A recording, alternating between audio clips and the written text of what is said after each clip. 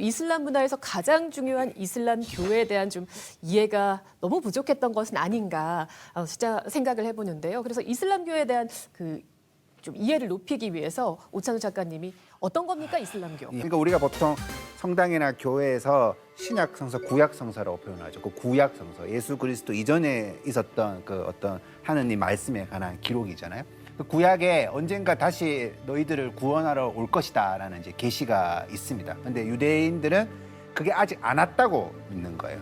계속 우리가 기도를 하다 보면 우리 유대인들이 구원을 받을 것이다라는 종교가 유대교고, 근데 이제 그 사이에 예수 그리스도라는 인물이 나옵니다. 그러면 이제 그리스도교에서는 이 예수 그리스도를 삼위일체라는 이론을 통해서 신으로 보는 거예요. 그러니까 신이 인간이 되어서 나타나신 거죠. 그러니까 계시가 끝난 거예요. 거기서 이제 그리스도교 형성되었고 종교적 차이로 개신교하고 천주교가 분리된 거죠.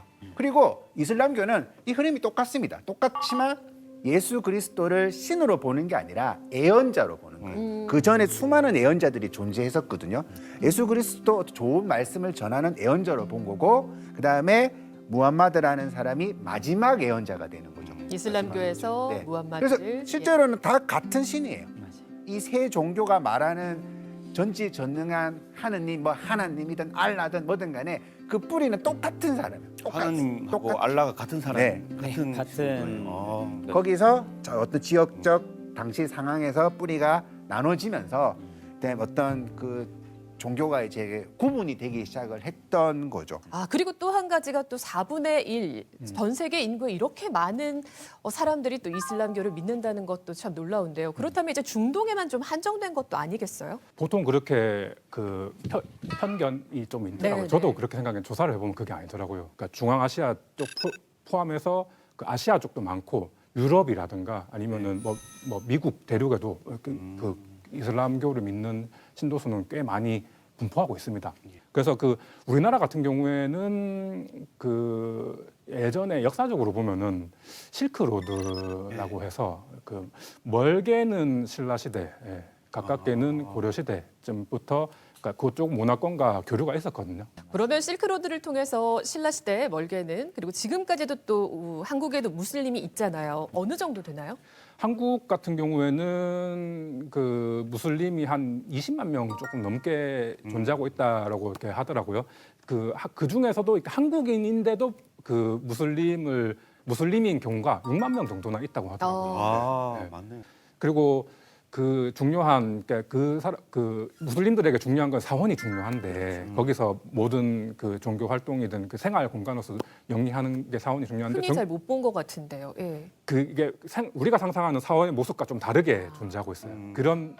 그렇게 모습이 갖춰진 사원도 있고 그러니까 일반 건물 상가 건물처럼 생긴 사원도 있어요. 그런 게 다 합쳐서 전국에 한 200개 정도 된다고 이렇게 하더라고요. 기도소죠, 기도소. 네, 기도소. 네, 네. 지금 제가 이슬람교를 잘 몰라서 네네네. 지금 혼자서 이렇게 기도를 하다가 뭐 다른 종교들도 보면은 집에서 이렇게 혼자서 기도를 많이 하잖아요. 꼭 같이 이렇게 모여서 해야 되는 이유가 있습니까? 이런 사원이 꼭 필요했는가 이 질문을 하시는 것 같네요. 네, 사실 아까 말씀드린 그 5가지 중요한 의무가 이슬람에 있는 것 중에 예배가 아주 중요한 그 의무 중에 하나입니다. 왜냐하면 그 의무 중에 여러 가지는 평생 한 번 하고 아니면 1년에 한 번 하고 그런 건데 이 예배는 매일매일 하고 네. 그래서 매일매일 그것도 5번 해야 되는 게 이제 이슬람의 문화예요. 그래서 예배 드리는 것은 아까 말씀하신 것처럼 종교보다도 이제 약간 어떻게 약간 이 생활에 맨날 하는 패턴 중에 하나예요. 그거 안 하면은 약간 힘들 정도로 이제 느낄 때도 있는데 혼자 드려도 되고 같이 드려도 되는 거예요. 원래는 종교적으로. 근데 이 같이 모여서 하는 것을 좋아하고 종교적으로도 이제 하나님이 그거를 좋아한다라는 옛날에 예언자 무함마드님께서 그런 말씀을 하셨었어요. 그리고 이 예배가 중요한 것처럼 또 교육도 이 이슬람 사회에서 옛날에는 엄청 중요했습니다. 그래서 이 예배와 교육 둘 다 같이 할 수 있는 공간이 필요한 건데 그거를 바로 이제 이 사원을 만들어서 일단 하루에 5번 모여서 같이 예배를 드리고 그 다음에 예배 끝나고 교육도 좀 받고 가자. 그거를 위해 센터가 필요하는데 공간이 필요하는데 그게 바로 사원이에요. 교육 이야기가 조금씩 나왔었는데 저는 이런 이슬람 사원이 오히려 더 활성화되고 건전한 교육의 공간으로서, 그러니까 뭐그 주민들과의 관계라든지 뭐 무슬림들이 부족한 게 있으면 그런 것들을 어떤 태도를 취해야 되고 들어갈지 공론의 어떻게, 장이 될 수 공론의 장도 되고 있겠네요. 어떤 그 교육의 장도 될 수 있고 그러니까 길게는 삼국시대 때부터 계속 교류가 있어 왔다는 얘기고 네. 우리나라 중동권 교류는 굉장히 오래됐고 지금까지 계속 이어져 오고 있다. 역사적으로 이렇게 봐야 거슬러 가자면 그까지 거슬러 가지만 정말 본격적으로 이제 한국과 교류가 활발하게 이어진 때는 1970년대 그때 당시부터 이제 한국 사람들이 그 중동 지역에 파견 노동을 가면서 거기서 이제 뭐 이를테면 오일몬이라든지 그런 게 벌어오기 시작하는 시간대에 그때 그 한국 사람들이 거기 현지에 가서 배워왔던 생활 문화 그리고 또 종교 이런 것들을 배우고 그분들이 다시 한국에 돌아와서 한국에서 거주하는 무슬림 신자들이 되는 경우도 많이 늘고 제가 봤을 때 우리 한국 문화도 저는 배운 사람이니까 이제 이슬람 문화도 어느 정도 어릴 때부터 배워왔고 그래서 보니까 공통점들이 많더라고요. 우리가 여태까지는 어떻게 다르냐 이걸만 생각을 해온 것 같아요. 우리 한국 사회에서 제가 늘 생각하는 게 어떻게 다르냐보다는 어떻게 같으냐라는 거를 찾아내면은 우리가 조금 더 가까워지는 게 도움이 되지 않을까라는 생각을 하는데 그 중에 이제 가장 대표적인 공통점 우리 한국 문화와 이슬람 문화에는 공동체의 그 공통점이 있는 것 같습니다. 네. 그렇다면 이 한국인들이 또 이슬람을 낯설지 않게 또 받아들이기도 하고 네. 또 이슬람에서는 또 어떤 교리를 중시하길래 이 공동체 정신이 잘 맞다고 하는 거예요? 그 옛날 역사 이슬람 역사를 봤을 때 메디나 헌장이라는 헌장이 있었어요. 네.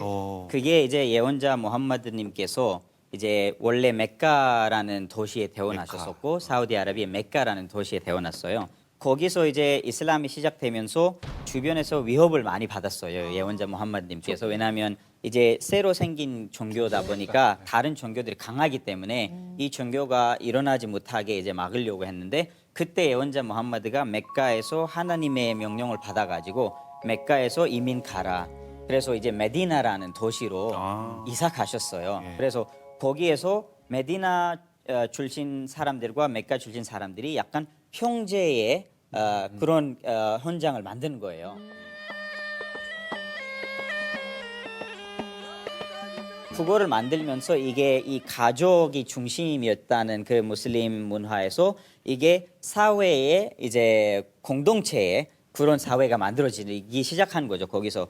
그래서 거기서 이제 이 중심의 단어들을 말씀드리자면은 일단은 이슬람 사회는 평등과 종교의 자유를 중요하다고 생각을 한다라는 게 이 헌장의 아주 중요한 말이었어요. 평등을 강조합니다. 맞습니다. 이슬람. 우리 이슬람 사회에서는 모든 사람들이 평등하다.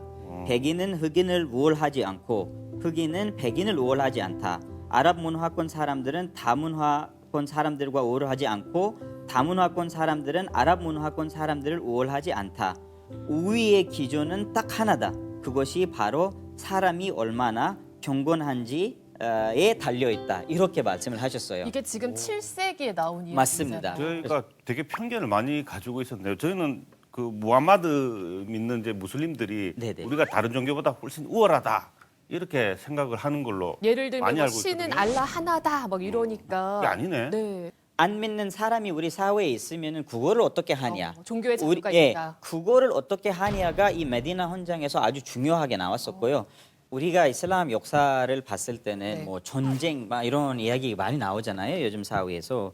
그게 아까 말씀하신 것 중에 하나가 이 최근 역사에서 그렇게만 이제 우리 방송이나 이런 데 나오니까 사람들이 그렇게 생각을 하고 있고 우리는 오염된 정보를 많이 가지고 있죠. 우리는 뭐 예를 들어서 뭐 신부님 그러고 뭐 예를 들어서 뭐 스님 그러고 그러면 막 그 수련하고 계시고 기도하고 있는 모습을 막 떠올리지만 한국 사람들은 막 무슬림 그러면 막 총 들고 있고 막 그런 식으로 이해를 하거든요. 근데 실제 그 역사에서 정말 평신도 중에서는 가장 수련을 많이 하는 종교가 저는 이제 이슬람이라고 생각하거든요.